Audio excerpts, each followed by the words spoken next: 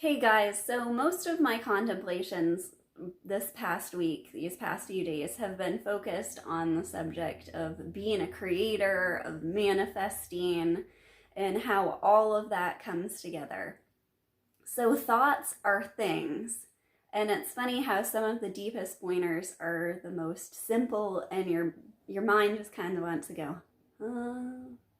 but really the implications of that are infinite and take quite a long time to even begin to understand. So this video is showing you examples from my real life of how exactly I've begun to understand how thoughts are things, how I'm imagining my environment, and there's no distance really, and I can tap into intuition that knows that can align me with what I want, and how that alignment is also aligned with the entire sort of grand scheme.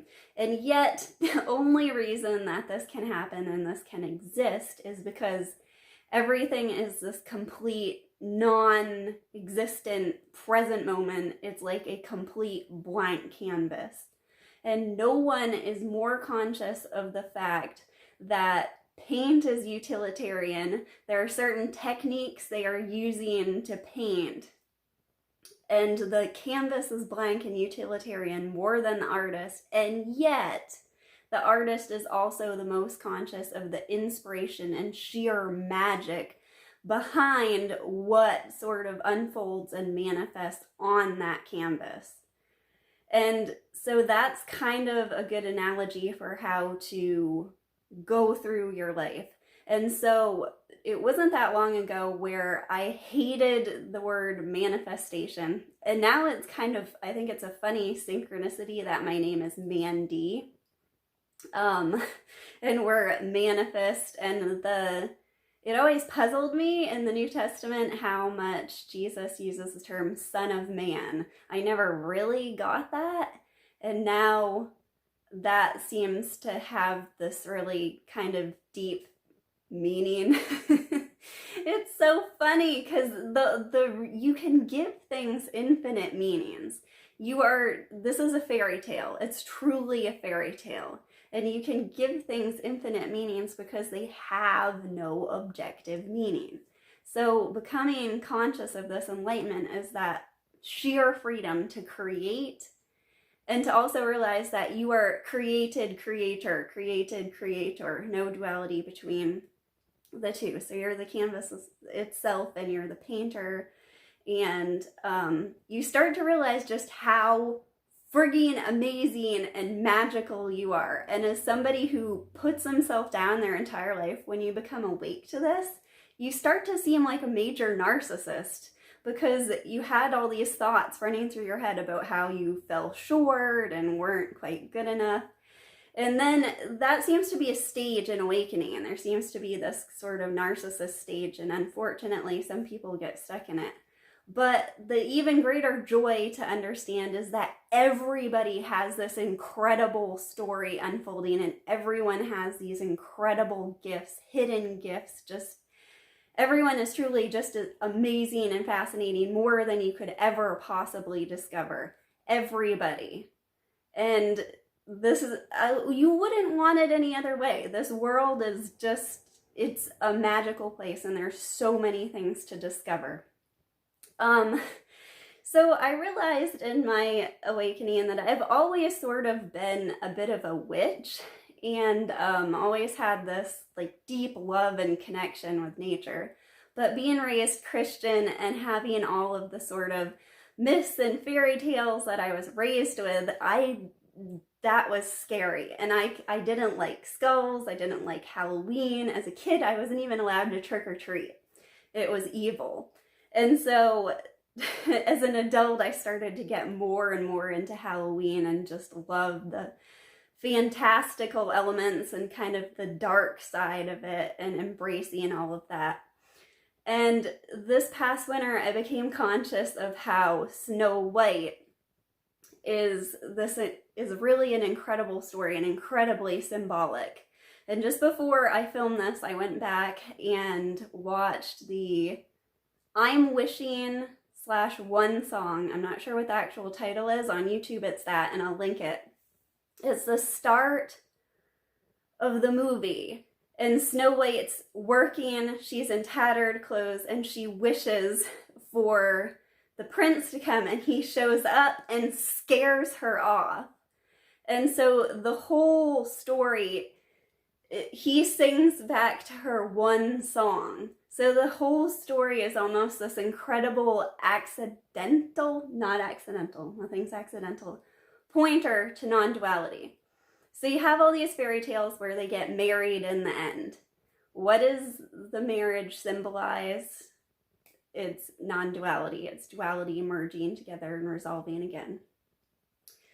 So she's banished to the forest, and she has all these forest animals around her.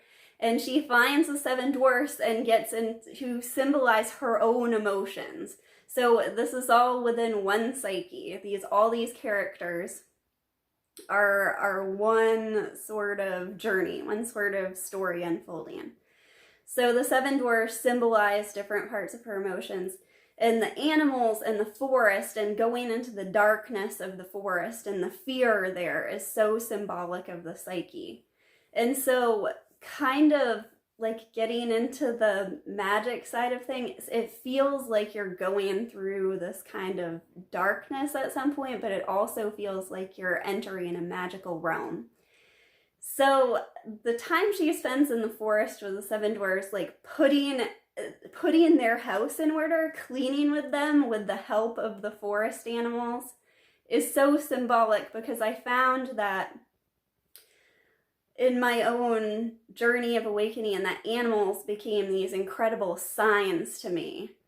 And my intention was truly to awaken, and yet I realized that my own desires and my own sort of loves that I thought were silly, the things I sort of gravitated to, were these incredible signs and pointers for me. And there's a story I talked about in a past video about how I was watching crows pick apart trash bags in the snow, and just the contrast of it. And later became really conscious of how crows totally populated the cemetery where I found the poison nightshade growing on the herbal healer's grave, the book of which I read. Later I'm going to show you where his house was. And it's like animals and trees and forests. The whole thing is just all together to help you, and helping you to clear out the things, to clear your heart, to love this entire manifestation, everything in it, as yourself. So Snow White, yeah. So Snow White, the evil queen, is her, and the witch is her, and the dark side. And she bites the apple. She makes another wish the second time when she bites into the apple that the witch gives her. And that's incredibly symbolic. And she dies, sort of falls into a sleep, dies. And that's die to self, the awakening and the rebirth. And it's only after that duality emerges and everything is resolved. And this really is a fairy tale, and you're really looking for your happily ever after. And it's hilarious to me to remember how much I demonized Disney over the past few years.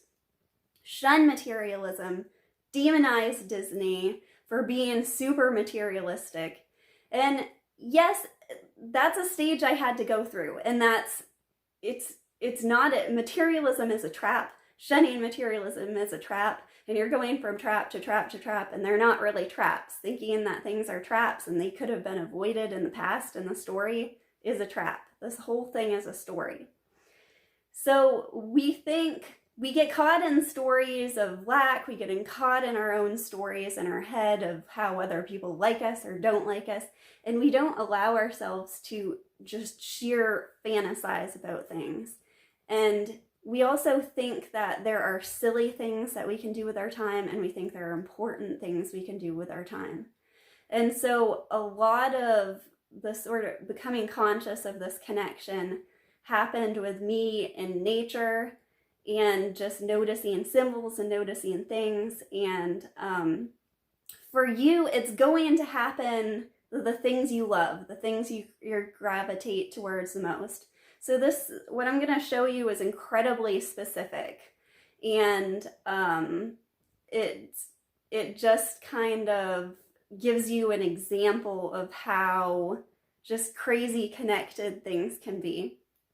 And remember, it's so easy to get lost in this. It's so easy to think that these things, that you need to find these things or to get attached to finding them. But it's really just in those times of just really sitting with yourself and just noticing things that all of a sudden these things kind of come through.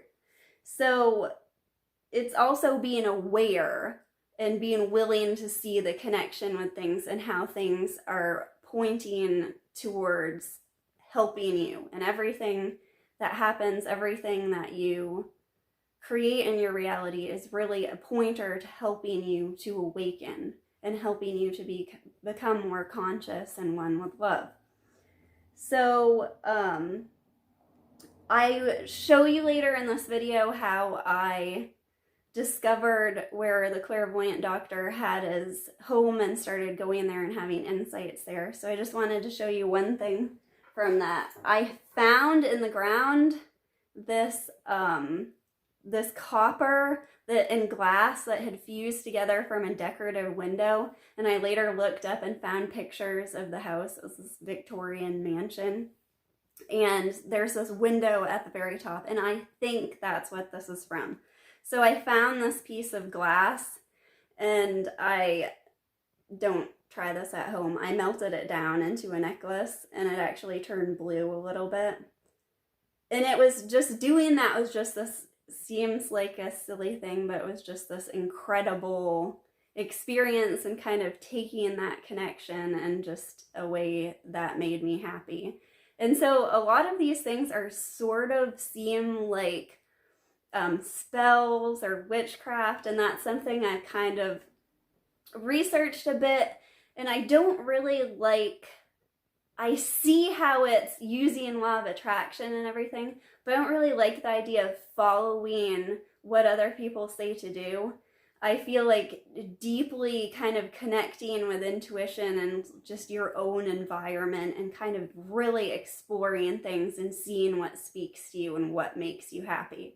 So a lot of it's following your whims, and it's setting up your environment in a way that makes you happy, bringing things into your home that makes you happy. Like this can go, again, it's such a basic thing of there's no here, there's no there. All of this is happening within your psyche, within your imagination, within a greater imagination. None of it is separate whatsoever. And everything is open to interpretation completely. So you might as well turn this into the fairy tale of your dreams. So then there was, this is just a funny little thing. I was sitting on the beach, and I've loved moons all my life, especially quarter moons. They've been a huge theme in my art. And during my awakening, I became conscious of how there's certain symbols like a red apple or a quarter or a moon or red roses that are just instantly recognizable and like meaningful to so many different people. And it's almost as if you're tapping into some sort of power from them. And I believe symbols sort of kind of carry over a power, or you can imagine it that way. It's all up to you. You can imagine this is complete BS. But I was sitting at this beach. This beach just has this incredible energy.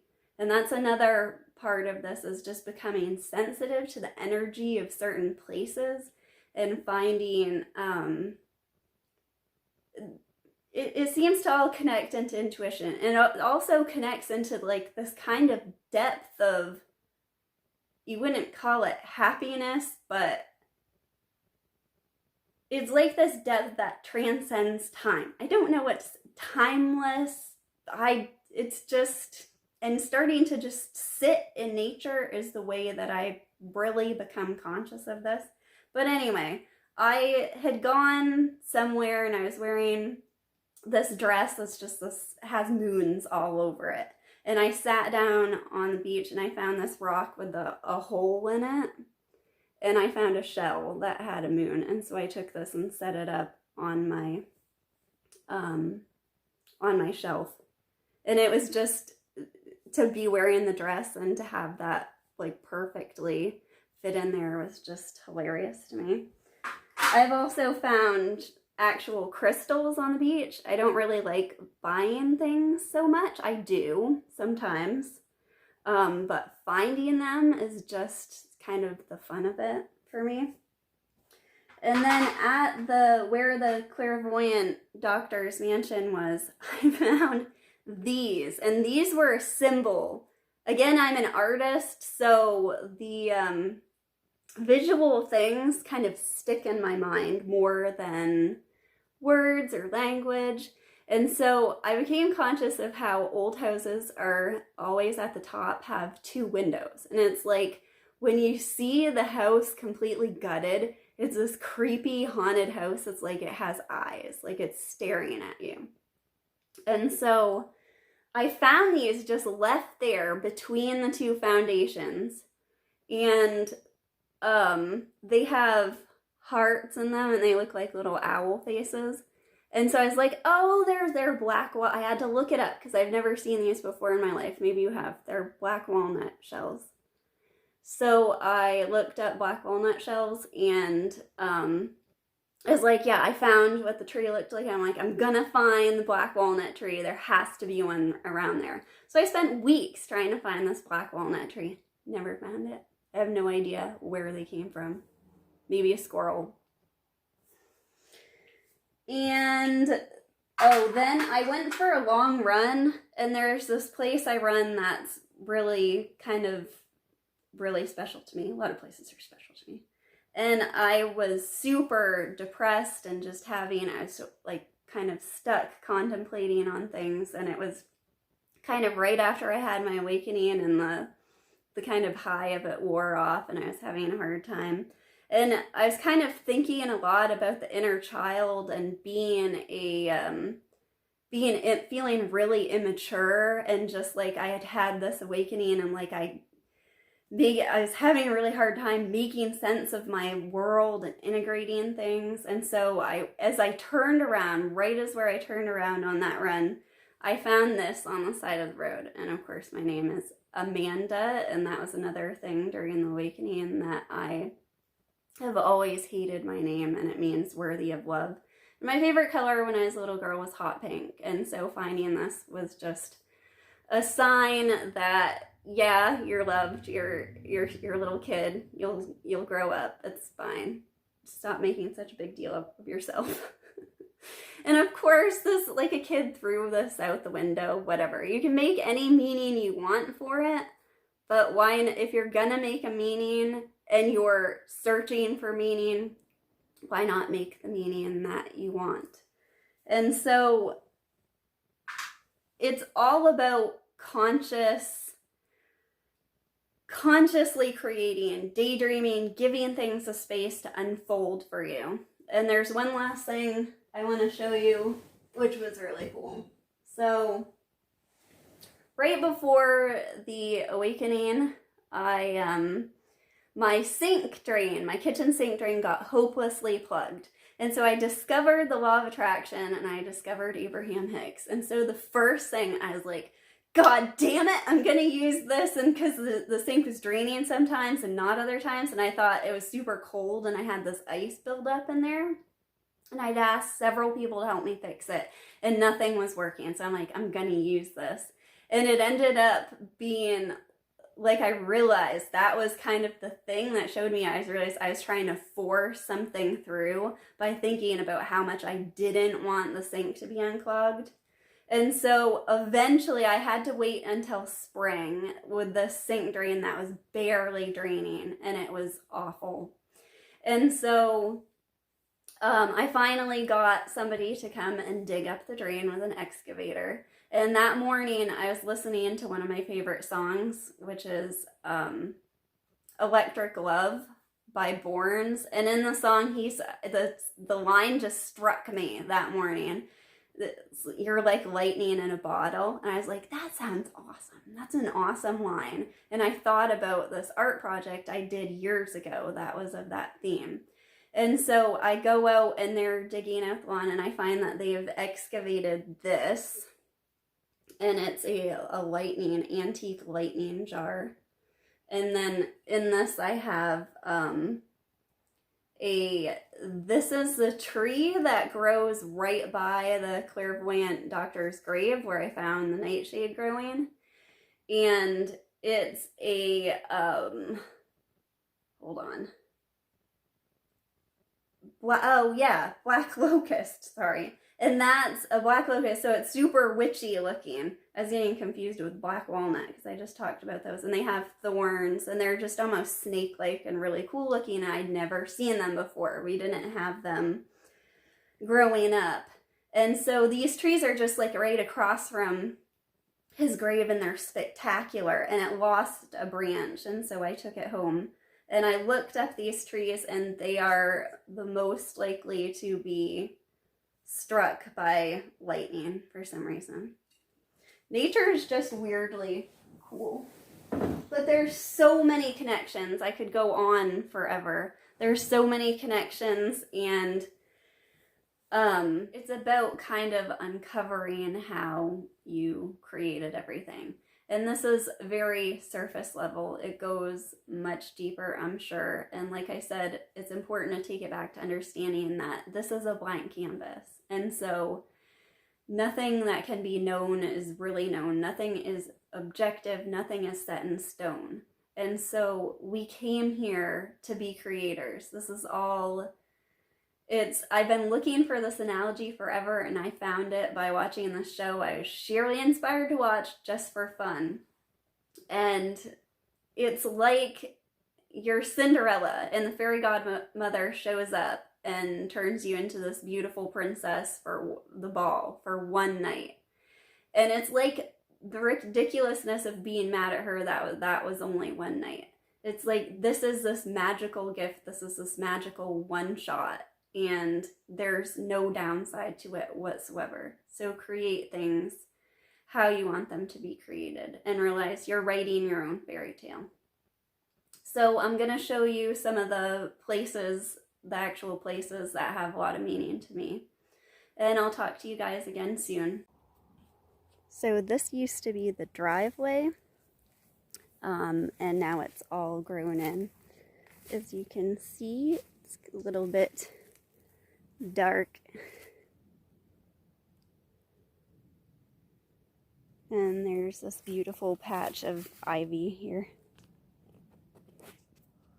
So this is where I first started going when I started having insights, and so I discovered this place accidentally after reading the book by the man who built this. And this is a foundation where a clairvoyant doctor had his mansion. His summer mansion was here. And it burned down after he died, and there's another foundation to the back. But anyway, I felt like I could invite intuition in too by being here. And so I would kind of play around touching some of the stones and just be quiet and listen.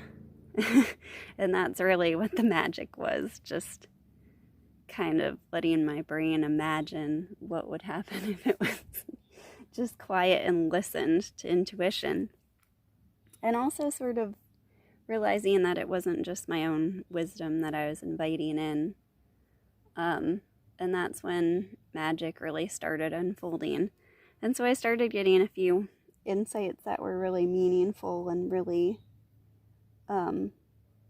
helpful to, I didn't even know what shadow work was at the time, but kind of telling me things that were distracting me.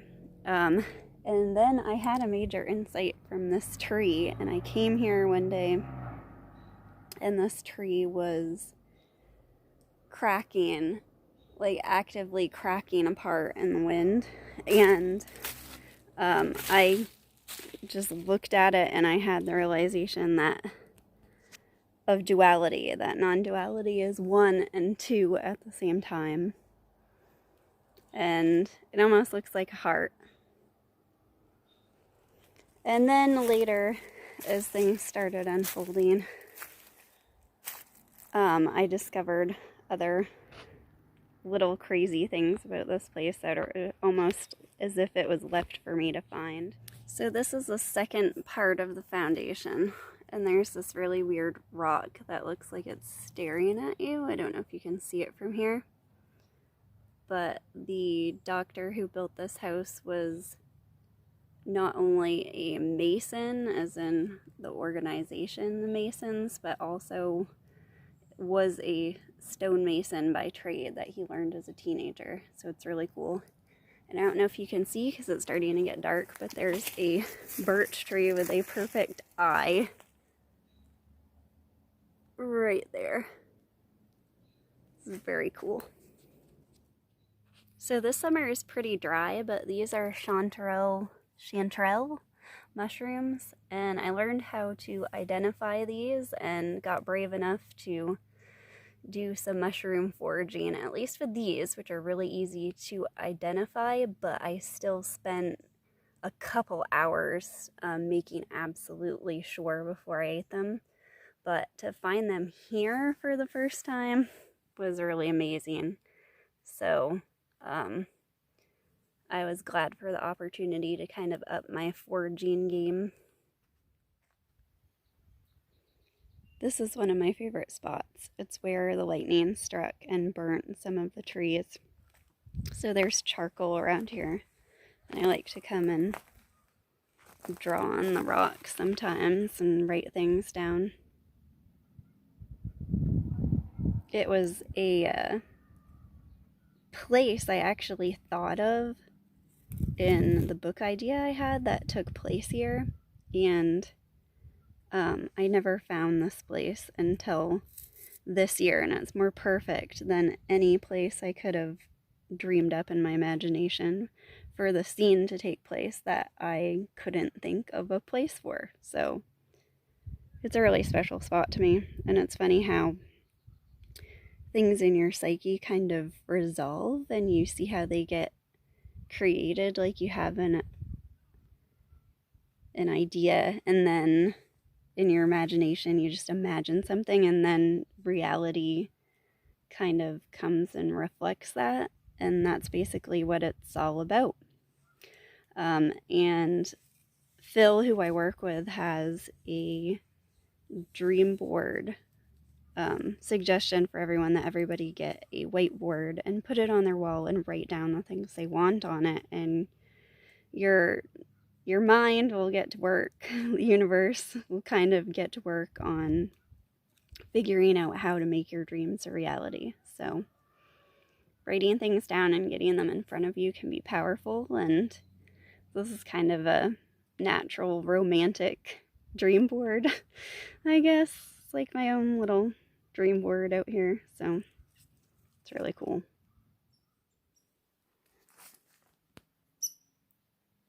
Hey, squirrel, will you come home with me and help me clean the house? Please? I need some forest animals to help me clean my house. No?